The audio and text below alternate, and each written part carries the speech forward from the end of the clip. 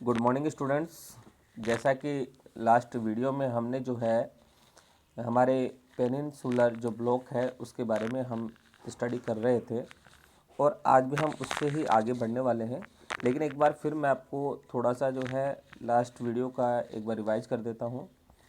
सबसे पहले तो हमने बात की थी कि पेनिनसुलर क्या होता है, कि a land mass surrounded by the water on three sides.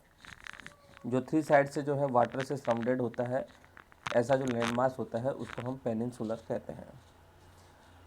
और सबसे बड़ी बात यह है कि ये एक जियोलॉजिकल पार्ट है। और जियोलॉजी क्या है ये भी मैंने आपको बताया था कि geology is the study of the earth form, composition and the change it has undergone. Geology के अंतर्गत हम अर्थ के जितने भी स्ट्रक्चर हैं उसकी जो कंपोजिशन है उसमें क्या क्या चेंज होते हैं उसके बारे में हम पढ़ते हैं। और स्टूडेंट्स फिर आपको बताया गया था कि जियोलॉजिकल रूप से जो रीजन्स हैं उनको फिजिकल फीचर्स के रूप में 3 पार्ट में डिवाइड किया गया था।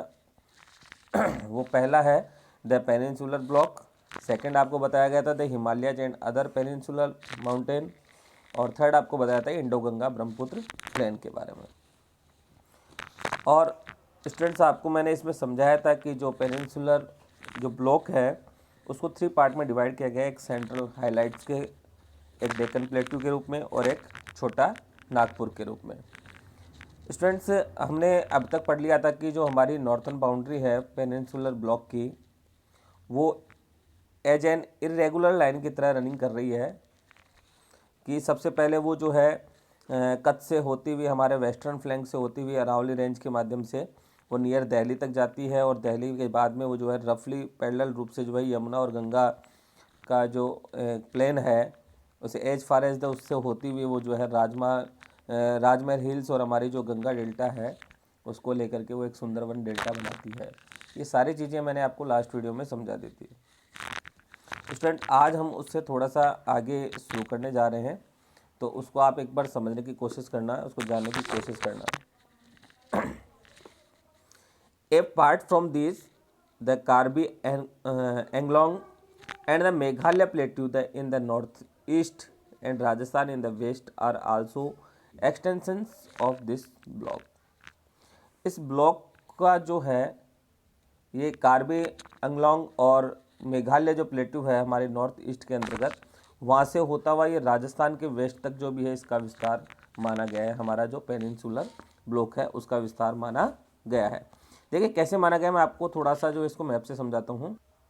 देखिए यहाँ आप ये जो मैप देख रहे हैं ये वाला हमारा जो है वो कार्बी एंगलोंग और जो हमारा मेघालय प्लेटू वाला जो एरिया है ये हमारा नॉर्थ ईस्ट के अंतर्गत आता है। किसके अंतर्गत आता है? ये हमारे नॉर्थ ईस्ट के अंतर्गत आता है। और यहाँ से होते हुए ये राजस्थान की जो हमारी अरावली हिल्स जो हैं वहाँ तक हैं कि राजस्थान हमारे यहाँ गुजरात और राजस्थान ये जो आ रहा है ये हमारा कौन सा पार्ट आ गया? वेस्ट पार्ट आ गया। तो ये इसका जो विस्तार है, इसका जो एक्सटेंशंस है इस ब्लॉक का, पेनिनसुलर ब्लॉक का, वो बताया गया है कि ये हमारे कार्बी अंगलोंग और जो मेघालय प्लेटू है जो कि हमारे नॉर्थ ईस्ट में स्थित है वहीं से होता हुआ ये राजस्थान के जो वेस्ट है हमारे वहाँ तक इसका एक्सटेंशन इस ब्लॉक का माना जाता है।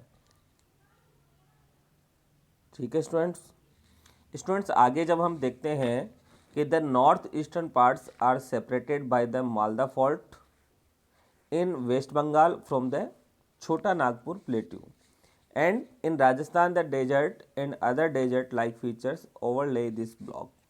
देखिए सबसे पहले हम इसको समझते हैं कि द नॉर्थ ईस्टर्न पार्ट जो है जो सेपरेटेड करता है हमें मालदा फॉल्ट के द्वारा जो वेस्ट बंगाल में है, वो हमें छोटा नागपुर जो हमारा प्लेटू है उससे बिल्कुल सेपरेटेड करता है। किस तरह से करता है? नॉर्थन ईस्टर्न जो पार्ट है हमारे उसको, तो मैं आपको इसको भी जो है थोड़ा सा मैप से समझाने की कोशिश करता हूँ। आप एक बार मैप के अकॉर्डिंग इसको देखें।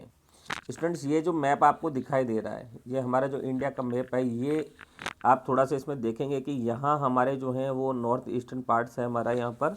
इसकी अगर हम बात करें नॉर्थ ईस्टर्न पार्ट्स जो हैं हमारे, और यहाँ पर जो है हमारा जो है छोटा नागपुर प्लेटू है।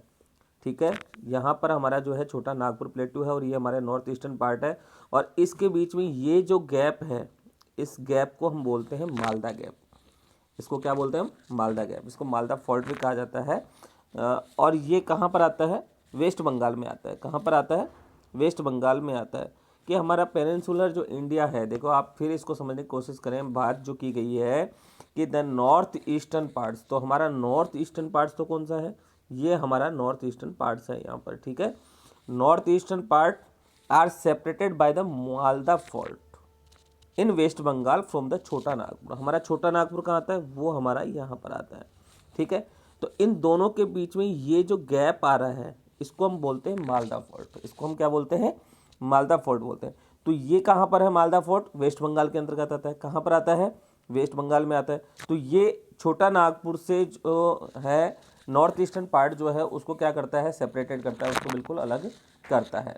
तो इन दोनों के बीच का, कि छोटे नागपुर का और हमारा जो नॉर्थ ईस्टर्न पार्ट्स है, उन दोनों के बीच में जो फॉल्ट आता है उसको हम बोलते हैं मालदा फॉल्ट। और ये दोनों को, नॉर्थ ईस्टर्न पार्ट्स को और छोटा नागपुर को आपस में क्या करता है? सेपरेटेड करता है, ठीक है। इसलिए हमें स्टूडेंट्स आगे ध्यान दें कि जो the peninsula is formed essentially by a great complex of very ancient gneisses and granites which constitutes a major part of it. देखिए ये हमारे निसेस हैं और ये हमारा ग्रेनाइट है। आप ध्यान दें कि हमारा जो पेनिनसुला का जो निर्माण हुआ था, उसका जो सृजन हुआ, वो एसेंशियली रूप से जो है हमारी जो बहुत ही एंशियंट, जो हमारी प्राचीन जो निसेस और ग्रेनाइट्स हैं, उसके मेजर पार्ट से हुआ है। मतलब अधिकांशतः अगर हम पेनिनसुला की बात करते हैं उसका निर्माण कैसे हुआ, तो हम कह सकते हैं कि the peninsula is formed essentially by a great complex of very ancient gneisses and granites which constitutes a major part of it. कि पेनिनसुला मेजर रूप से, मेजर पार्ट जो उसका अंतर्गत सम्मिलित है वो किसका है? निसिस का और ग्रेनाइट का है, और उससे मिलकर के जो है पेनिनसुला का निर्माण हुआ है, ठीक है स्टूडेंट्स। आगे देखें, since the Cambrian period the peninsula has been standing like a rigid block with the exception of some of its western coast which is submerged beneath the sea and some other parts changed due to tectonic activities without affecting the original basement। देखिए यहाँ आपको इस चीज़ को मैं पूरा आप map से समझाता हूँ, आपको ज़्यादा अच्छे से समझ में आएगा। देखिए स्टूडेंट्स, ये हमारा जो है ये पेनिनसुला ब्लॉक है और इसको हम कह सकते हैं कि ये बड़ा रिजिड ब्लॉक था, बिल्कुल जो है हमारा सबसे पुराना ब्लॉक हम इसको कह सकते हैं। और इसमें एक तरीके से हम बात करें कि इसमें कोई ज़्यादा कोई चेंजेबल नहीं हुआ है, हमेशा सबसे पुराना जो है हमारा ब्लॉक रहा है। लेकिन यहाँ एक मेजर जो छोटा सा जो चेंज आया है, अगर हम उसकी बात करें तो वो ये है कि इसकी जो वेस्टर्न कोस्ट है, ये वाला जो पार्ट है इसका, वेस्टर्न पार्ट जो है इसका, इसकी अगर हम बात करेंगे, ये जो वेस्टर्न पार्ट है, ये वाला पार्ट, ये थोड़ा सा जो है हमारे अरबियन सी में जो है क्या हो गया है? सिंक हो गया है, उसमें डूब चुका है, या उसको अंतर्गत वो सबमर्ज हो गया है। और ये जो है थोड़ा सा किसकी वजह से हुआ? ये जो चेंजेबल हुआ है, अदर जो इसके अलावा जो चेंजेबल हुए हैं, सब छोटे छोटे जो चेंजेबल हुए हैं, वो कुछ इसकी जो टेक्टोनिक जो एक्टिविटीज़ है उसकी वजह से हुआ है, लेकिन इसके ओरिजिनल बेसमेंट पर किसी भी प्रकार का कोई इफेक्ट नहीं आया है। एक बार फिर समझ लीजिए कि ये हमारा जो पार्ट है ये पेनिनसुलर ब्लॉक है हमारा, और ये बिल्कुल रिज्ड ब्लॉक है, और सबसे पुराना ब्लॉक हम इसको कह सकते हैं। इसमें मुख्यतः कोई चेंजेबल नहीं हुआ है, छोटे मोटे कुछ चेंजेबल हुए हैं। और सबसे बड़ा जो इसमें चेंज बताया जाता है कि वो है कि जो इसका जो वेस्टर्न पार्ट है, ये जो वेस्टर्न पार्ट है हमारा, तो ये जो वाला पार्ट है ये थोड़ा सा किस में आ गया है? ये हमारा अरबियन सी है यहाँ पर, तो ये अरबियन सी के अंतर्गत थोड़ा सा इसमें सिंक हो चुका है, इसमें डूब चुका है, इसमें सबमर्ज हो चुका है। बाकी इसमें समझो अदर जो चेंजेबल दिखते हैं वो सिर्फ एक टेक्टोनिक एक्टिविटीज़ की वजह से इसके अंतर्गत कुछ चेंजेबल आ रहे हैं, जिससे कि इसके ओरिजिनल जो बेसमेंट है उस पर कोई ज़्यादा अफेक्ट उसका नहीं आता है, ठीक है students.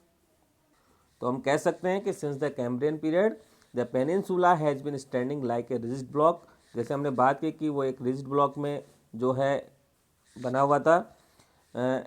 Expectation of some of in western coast, हमारा जो ये वाला जो पार्ट है ये वेस्टर्न पार्ट आता है, तो वेस्टर्न कोस्ट जो है इसकी which is submerged beneath the sea, अर्थात ये जो हमारा अरबियन सी का जो पार्ट था इसमें ये कुछ थोड़ा सा जो है सबमर्ज हो चुका है, उसके अंतर्गत कुछ मिल चुका है, और जो सम अदर पार्ट्स हैं वो चेंजेबल हुआ है उनमें ड्यू टू टेक्टोनिक एक्टिविटीज़ की वजह से उसमें कुछ परिवर्तन हुआ है, लेकिन without affecting the original basement, लेकिन इसके ओरिजिनल बेसमेंट पे कोई भी असर नहीं आया है। ठीक है स्टूडेंट्स, तो स्टूडेंट्स आज के लिए इतना ही। Thank you.